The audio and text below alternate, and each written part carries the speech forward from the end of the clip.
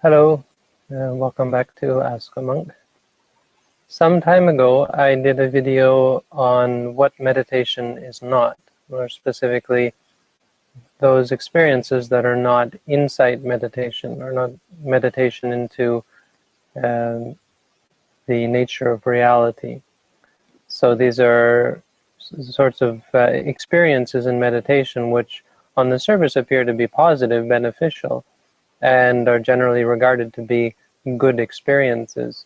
But when the meditator follows after them and clings to them and becomes attached to them, they take one away from the purpose, which is to see things as they are. So these are experiences like states of happiness, states of peace, states of calm, states of supernatural knowledge of things far away, or knowledge of the past, knowledge of the future, and so on. Many supposedly good experiences, and in many types of meditation, these experiences are considered to be a goal or a purpose for practicing meditation. Now, in insight meditation, our intention is to see reality and understand reality, which is our experience of the world, for what it is, and to do away with our misconceptions and to do away with our misunderstandings. So it's important to understand the truth of these experiences and to see them for what they are, as simply states of emotion or feeling or knowledge or experience that come and go, and there's nothing intrinsically special about them. And if one can take them as simply an experience and let them go and move on, then there'll be no problem.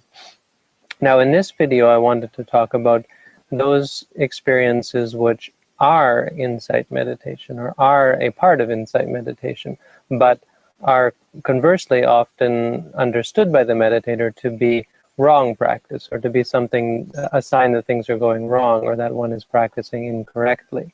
So we have both sides. On the other video talked about those things which the meditator misconceives to be beneficial, misconceives to be good practice, proper practice. And here I'd like to talk about those things that the meditator will often misunderstand to be unbeneficial or improper practice, or a sign that practice is going wrong, when in fact these things are a sign that one is practicing correctly. Now, to understand this, it's important first to understand what we mean by meditation, specifically insight meditation.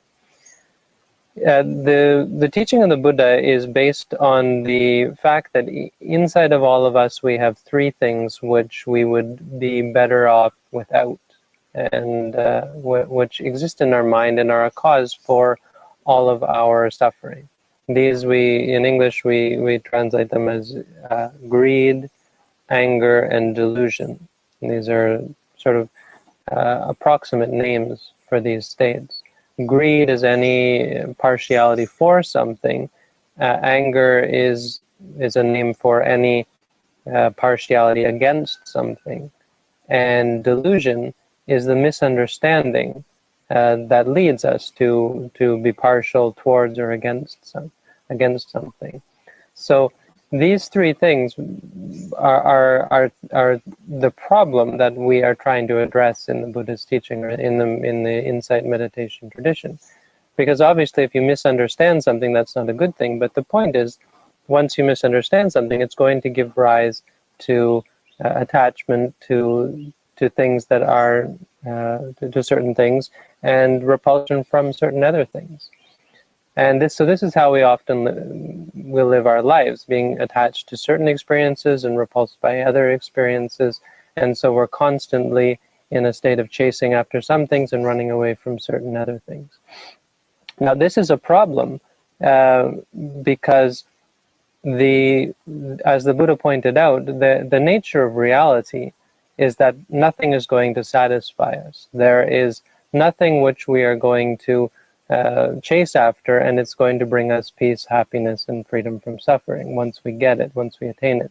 The reason for this is because we have another three things, and this ties into the experiences that are going to come up in meditation. When we practice meditation correctly, we're going to see reality for what it is. Now, the reason we get attached to certain things and repulsed by other certain things is because we don't see the nature of reality. We become attracted to certain things based on three characteristics. We perceive certain things in the world to be permanent, we perceive certain things to be satisfying, and we perceive certain things to be under our control. We expect certain things to be this way. We hope that certain things will be this way, and we hope to attain states that are this way, that are permanent, that are satisfying, and that are under our control. Now, the reason why nothing is going to satisfy, is going to ever bring us peace, happiness, and freedom from suffering, is because there's nothing in the world which is any of these three things. And this is where our misunderstanding lies. When we talk about the delusion part, the misunderstanding part, it's the misunderstanding that we're going to somehow find something that is permanent. We're going to somehow find something that is satisfying, or we're going to somehow find something that is controllable, that we can say belongs to us or is ours.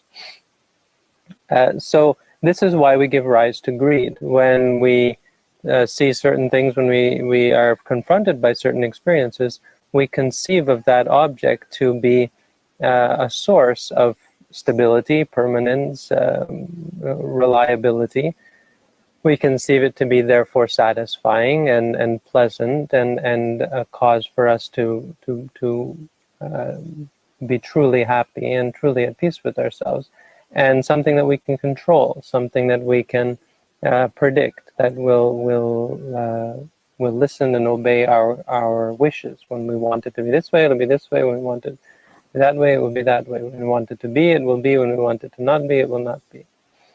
Now, this is the reason why we become attached to things and we chase after things, because we conceive them to be this way. We gain certain states of pleasure, and because we're not looking closely at it, we think, oh, this pleasure is going to last a long time, or this pleasure, if I work, it will last longer and longer, and eventually it will last forever. And so we work and work and work, and eventually we are dissatisfied.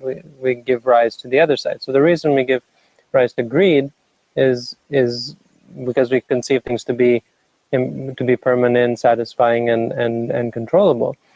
But when they are not, when in fact we realize the truth, or we're confronted with the truth, we're confronted with what we would expect to be a source of wisdom and understanding.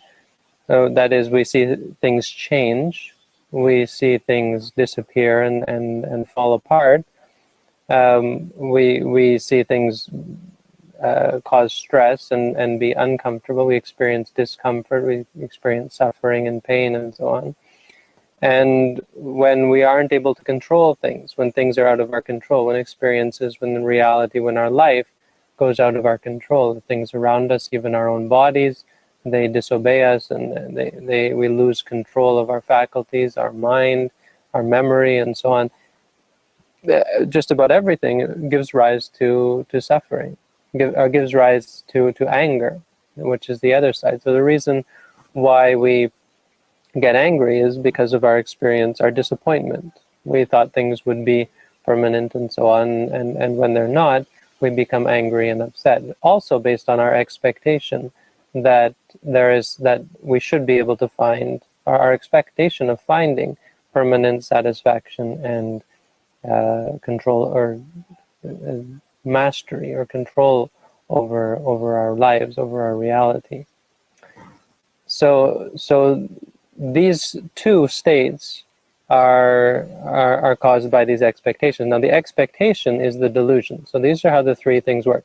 If we can remove the delusion, the misunderstanding, if we can see things and understand the truth that all of reality is impermanent, is unsatisfying, is uncontrollable, if we're able to see this, then there would be no problem. It's possible to live in this world in peace, happiness, and freedom from suffering. The point is not to expect things to be other than what they are, because in fact life is like a dance, or it has a rhythm to it, and everything is changing.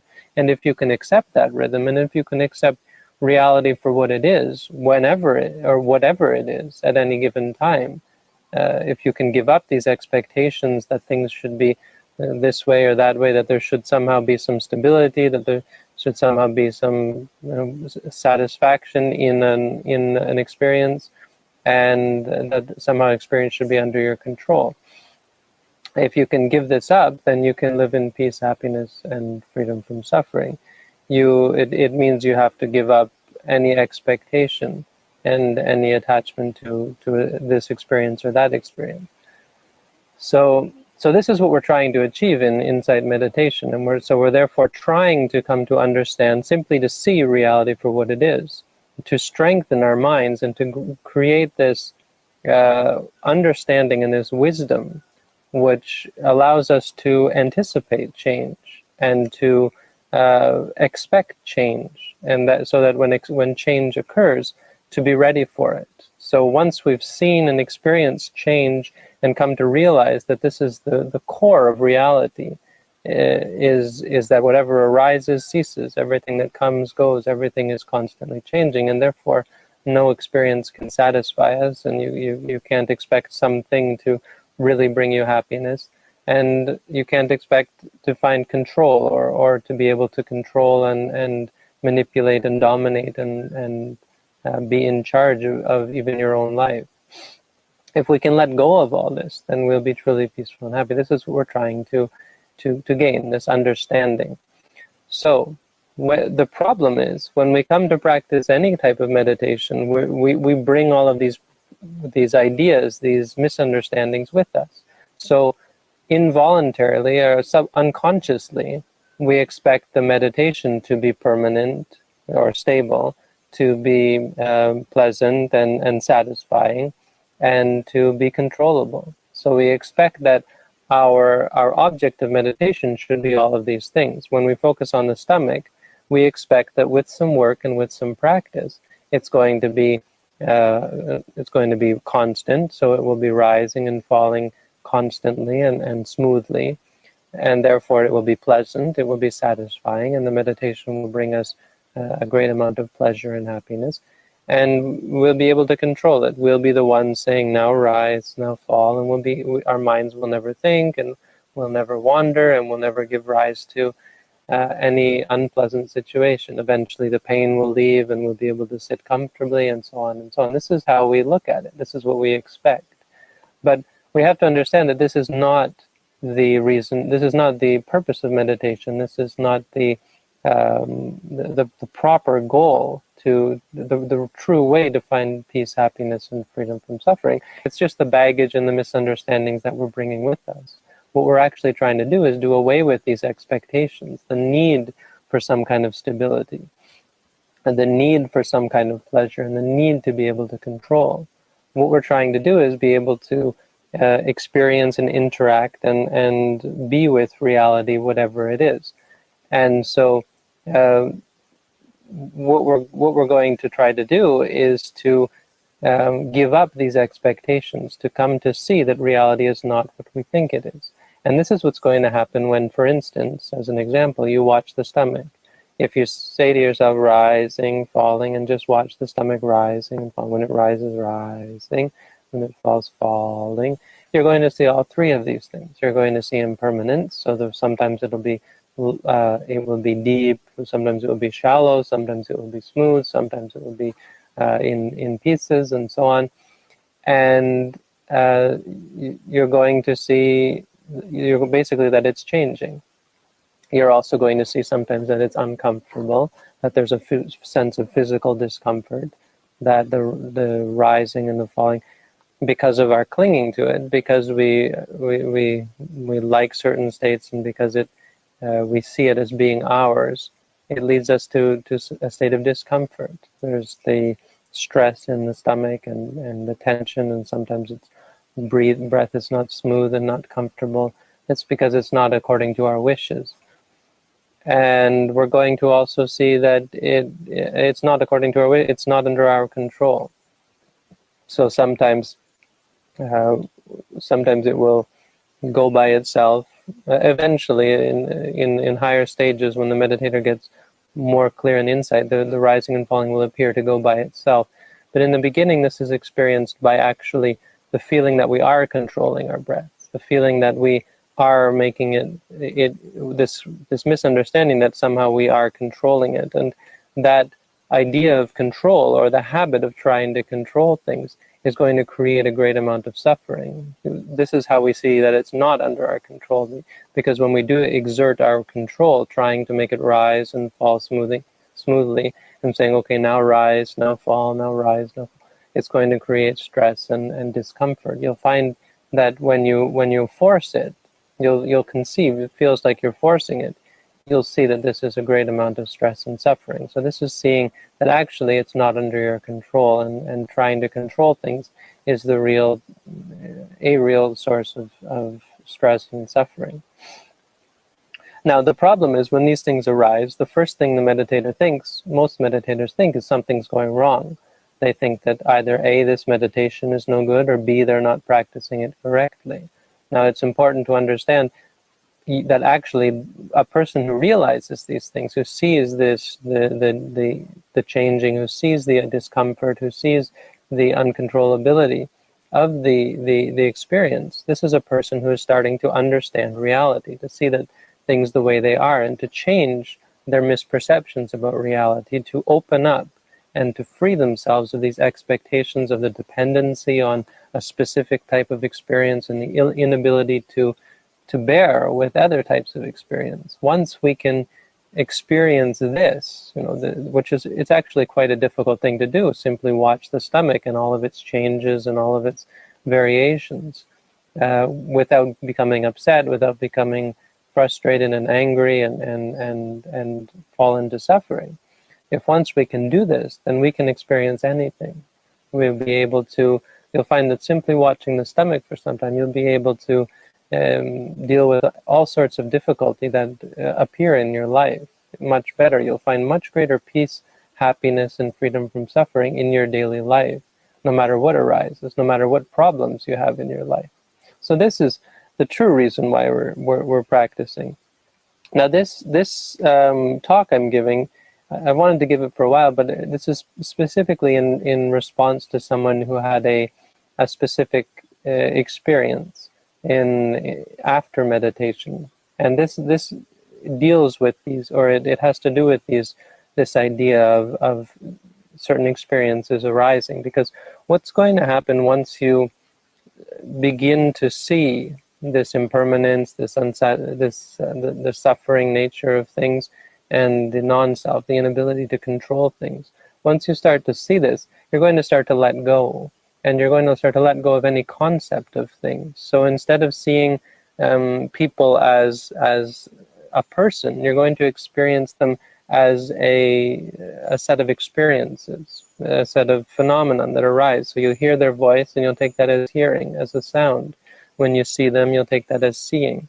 So the idea of a specific person falls apart, and you wind up taking people as they are, and instead of holding grudges or having expectations where this person has to behave in this way, or this person is a bad person, and so on, you'll take them moment by moment. And so whatever they are in that moment, you'll respond to that, and you'll be able to deal with them in a wise and impartial manner. You'll find yourself free from all of the baggage that we carry around with us.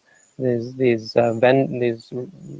cycles of vengeance and the feuding and so on. All of the problems that we have with people will disappear. All the problems that we have with everything. When you see something that before would scare you, when you experience something that before would make you afraid or stressful or stressed or worried, you'll find that you don't take it in that way anymore. You take it for what it is. When you're, for instance, in the airplane, when people are afraid of flying and so on, it's because they conceive it to be much more than it is. Once you start to see things simply for what they are, you give up any attachment to them. You see that they're impermanent, unsatisfying, and uncontrollable. Because you're not clinging to them and saying, oh, this is going to make me happy, or how can I fix this to make it better, you're going to see it simply for what it is. And you're going to see for instance, the experience of flying as a series of experiences, a series of phenomena that you experience as seeing or hearing or so on. And so sitting in a plane is just going to be exactly what it is. There's going to be no baggage attached to it. And people are able to overcome fear of flying, as an example. arguments that we have when someone's yelling at you and you say to yourself, hearing, hearing, and you're simply aware of it as sound. You don't process the sound as good or bad. You simply know what's being said, and you're aware of the conversation, aware of the things that are being said, and you take it for what it is. Once you process it as, based on the meaning of the words, and you're able to see it impartially. Because again, you don't have any idea that you're going to be able to fix this and make it better when bad things occur. You're just going to take it for what it is. You don't have any conception that it's bad. You simply see it as it is. But the side effect here that was brought up is that this person said they would look in the mirror and they didn't recognize themselves. And I think this is a good indicator that this person is actually practicing properly. They have good concentration. So what they're seeing in the mirror is just light. And it takes a little bit of time, or it may not even occur sometimes, that this is me, that this is a person. The recognition disappears. Or not exactly the recognition, but the seeing occurs in a different manner. Whereas for most of us, when we see something, there's so much baggage that occurs immediately. We like it. First we recognize it, then we like it, or we dislike it. Our minds move so quickly and in a chaotic state most of the time. So we don't even have time to stop and realize that what we're seeing is light and that it's an experience, and to catch what's going on. Once we practice meditation and we develop concentration and we're able to see things as they are, we're simply going to experience it for light touching my eye, and a seeing experience that arises and ceases. It's not something out there. When you look in the mirror, you project and think there's a person, but actually it's not. It's light touching the mirror and coming back and touching your face or your eye, coming from the face to the mirror, then back to your eye, or however. And so it's important in this case. I think this explanation is important to help us to avoid this concern that somehow something's wrong. People will go home after meditation courses to their families, and their families will become quite upset because their children are no longer clinging, or no longer attaching to them. So as a result, there's not as much joy, it seems, not as much affection, and so on. But this is simply because these people don't realize that this form of joy is associated with clinging, and it only leads to expectations, and when those expectations are not met, it leads to anger and fighting and frustration, and eventually leads to sadness and despair when there's a breakup. So this is, it's natural. The person doesn't make a decision, oh no, I'm not going to attach to you anymore because that's bad. They realize for themselves that there's no reason, there's no good that comes from attachment, from clinging, and that in fact taking things as they are is a much more peaceful state of experience, a state of reality. And so they change their way of behaving and their way of approaching their lives and the world around them. So just want to point out in this video, the idea that I'd like to point out is there are these certain experiences that we will come across, and we should be open to them, and we should learn to be able to open up to unpleasant situations. It doesn't mean that our meditation will always be unpleasant. People can practice insight meditation and have great pleasure and happiness, can even have great states of calm and so on. But as I said in the other video, and I'll say it again here, we shouldn't cling to the good ones. We should also not cling to the bad ones, and we should not pay any attention or put any weight on the fact that we might have unpleasant experiences, and that in fact what we're going to realize is that there's no benefit, or there's no true happiness in any experience, that no experience can bring you happiness. If you're not already happy, if you're not already at peace with yourself, there's nothing that you will experience that is going to bring that to you. It's only your own freedom of mind, your own ability to accept, ability to live with change, to live with discomfort, to live with the uncontrollability of the universe, in peace and happiness and freedom from suffering. Once you come to see these things and once you come to understand them and appreciate and accept and realize that this is the nature of reality, then you will find true peace, happiness, and freedom from suffering.